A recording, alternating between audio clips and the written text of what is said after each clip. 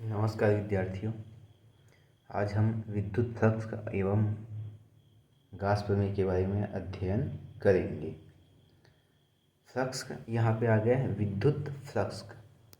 Flux विद्युत flux flux का उपयोग सामान्यतः हम द्रव गतिकी में करते हैं, जिसका अर्थ होता है एक प्रकार का बहाव। इसका अर्थ होता है एक प्रकार का बहाव। जैसे हम ले लेते हैं नदी है, नदी में जल इस प्रकार से बह रही है, ठीक है। यदि हम यहाँ पे एक रिंग रख दें इसके लंबवत इस प्रकार से, तो इस रिंग से होकर अधिकतम जल प्रवाहित होगी यदि हम इस रिंग को लंबवत रखते हैं। और इसी प्रकार से यदि हम इस जल के बहाव में रिंग को लंबवत ना रख के इस प्रकार से रखते हैं, तो इस रिंग से होकर इसकी अपेक्षा बहुत कम द्रव्य का बहाव होगा। इसी प्रकार से यहाँ पे शब्द आया है विद्युत फ्लक्स। तो विद्युत फ्लक्स, ठीक है। तो हम जानते हैं कि आवेश धन आवेश और ऋण आवेश होता है। यदि एक धन आवेश की कल्पना हम यहाँ पे करते हैं, तब क्या हो जाएगा? इस धन आवेश के कारण इसके चारों ओर इस प्रकार से बल रेखाएं उत्पन्न हो जाएगी, जिसकी दिशा इस प्रकार से होगी, जिसकी दिशा आवेश से दूर जाती हुई बल रेखाएं बनेगी इस प्रकार से। और ऋण आवेश आपका होता है इस प्रकार से।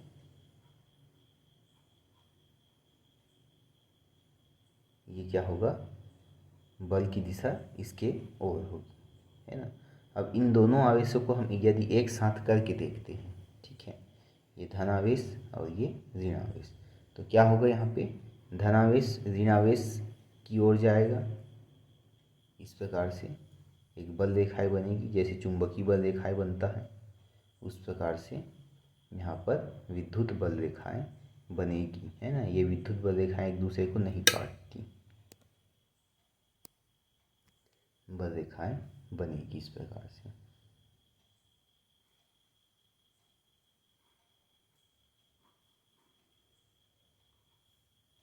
तो यहाँ पे ऋण आवेश की दिशा ऋण आवेश के की ओर होगी और धन आवेश में विद्युत क्षेत्र की दिशा धन आवेश से बाहर की दिशा में होगी।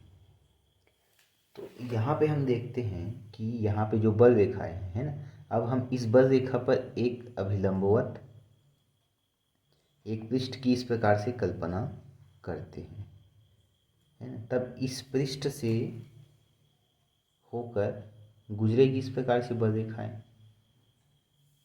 इस पृष्ठ से होकर बल रेखाएं गुजरेगी। तो इस एक छोटे से पृष्ठ हम ले लेते हैं डेल्टा एस। इस डेल्टा एस पृष्ठ से कितनी बल रेखाएं गुजर रही हैं, उन बल रेखाओं की कुल संख्या को हम कहते हैं विद्युत फ्लक्स।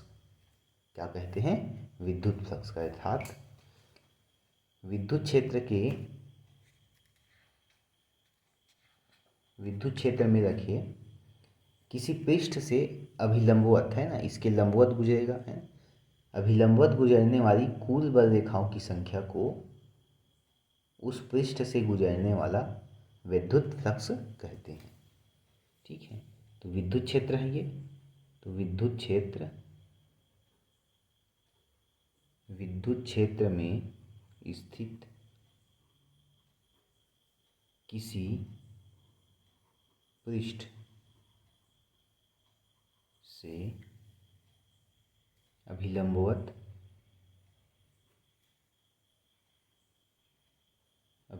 गुजरने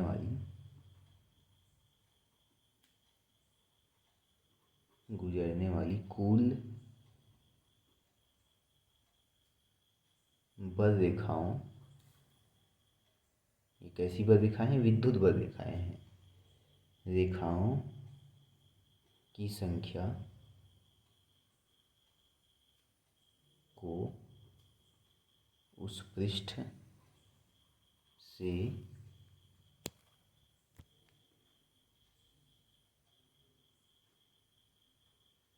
गुजरने वाला विद्युत फ्लक्स या फिर विद्युत फ्लक्स कहते हैं, है ना। ये क्या है, ये संख्यात्मक मान आ रहा है। विद्युत क्षेत्र में स्थित किसी पृष्ठ से अभिलंबित गुजरने वाली कुल बल रेखाओं की संख्या है ये, ठीक है। कुल बल रेखाओं की संख्या है क्योंकि इसकी संख्यात्मक मान आएगा, अर्थात यह अदिश राशि होगा, अदिश राशि होगा, ठीक है। अब मान के चलते हैं कि यहाँ पे विद्युत क्षेत्र ई है,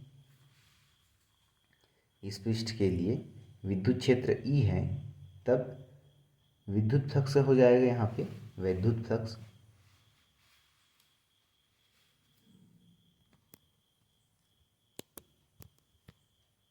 तो यहाँ पे विद्युत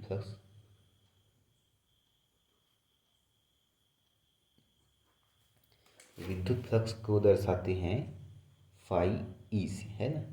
तो यहाँ पे फाई ई बराबर E dot D, E dot capital D S, है ना, E dot D S, E dot D S हो जाएगा। अब यदि यह जो क्षेत्र बना है ना, यह जो पृष्ठ है, इस विद्युत क्षेत्र से यदि थीटा कोण पर रखा हुआ है, यहाँ पे हम देख लेते हैं, यदि यह पृष्ठ है इस प्रकार से,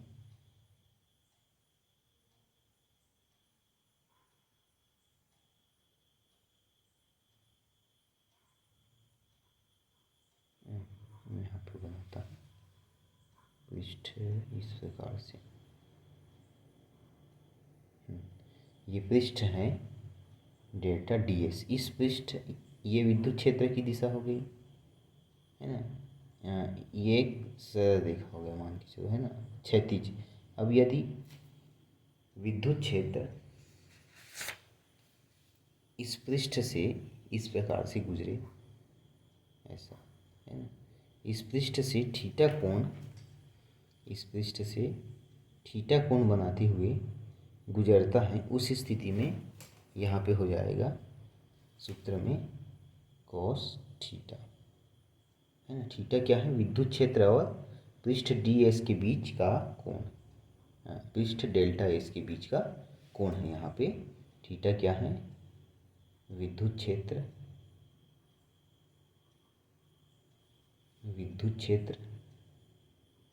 ई और डेल्टा एस के बीच का कोण, ठीक है। तब हम विद्युत फ्लक्स को फाई ई बराबर ई डॉट डेल्टा एस से लिखते हैं ना। तो यहाँ पे क्या हो गया, विद्युत फ्लक्स विद्युत क्षेत्र ई और पृष्ठ, सदिश पृष्ठ के सदिश गुणनफल कहलाता है ना। किसी पृष्ठ से गुजरने वाला विद्युत फ्लक्स का फाई ई विद्युत क्षेत्र ई और सदिश क्षेत्र डेल्टा एस के अदिश गुणनफल हो रहा है, यहाँ पे अदिश गुणनफल के बराबर होगा, ठीक है। तो ये फाई ई बराबर हो जाएगा डेल्टा ई डॉट, हाँ, ये अदिश करेंगे, इसका मॉड लेंगे तो E dot del S cos theta, है ना। हमने कक्षा 11वीं में पढ़े इसके बारे में, सदिशों का सदिश गुणनफल और सदिशों का अदिश गुणनफल। तो यहाँ पे सदिशों का अदिश गुणनफल हो रहा है, ठीक है।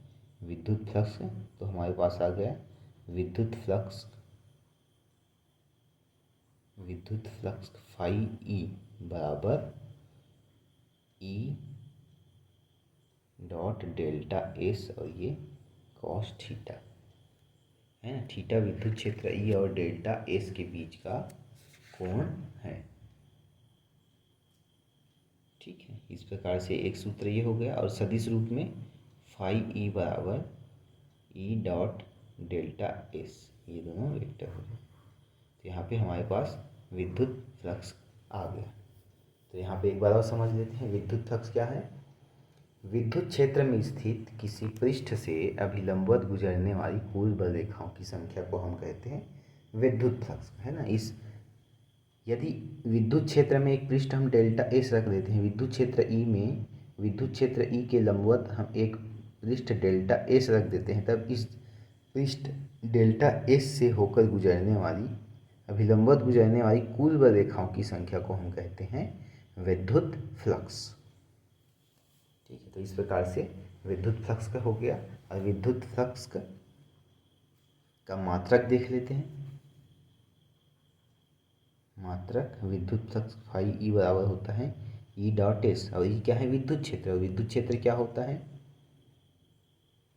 ई विद्युत क्षेत्र है, या फिर इसको विद्युत क्षेत्र की तीव्रता भी बोला जाता है ना। तो यहाँ पे क्या हो जाएगा, किसी विद्युत क्षेत्र, यदि किसी विद्युत क्षेत्र पर एक परीक्षण आवेश रख दे, है ना, तब वह परीक्षण आवेश उस विद्युत क्षेत्र, उस आवेश के कारण जो बल का अनुभव करेगा वह क्या कहलाएगा, उस आवेश का विद्युत क्षेत्र कहलाएगा। अर्थात F बटे Q होता है इसका मान, और डेल्टा एस क्या है, आपका क्षेत्रफल है, क्षेत्रफल। ठीक है, तो यहाँ पे फाई ई विद्युत फ्लक्स का मात्रक हो जाएगा, बल का मात्रक न्यूटन, और ये आवेश का मात्रक होता है कूलाम, क्षेत्रफल का मात्रक होता है मीटर का वर्ग या फिर वर्ग मीटर। तो इस प्रकार से विद्युत फ्लक्स का मात्रक हो जाएगा, का मात्रक क्या हो जाएगा, न्यूटन प्रति कूलाम, प्रति कूलाम, और ये मीटर का वर्ग, प्रति कूलाम मीटर का वर्ग।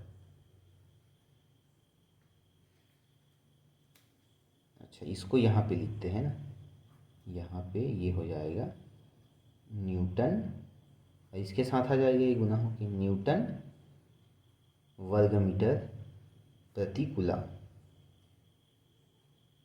ठीक, तो इसका ये मात्रक हो जाएगा। इस प्रकार से आप इसका विमीय सूत्र भी निकाल सकते हैं।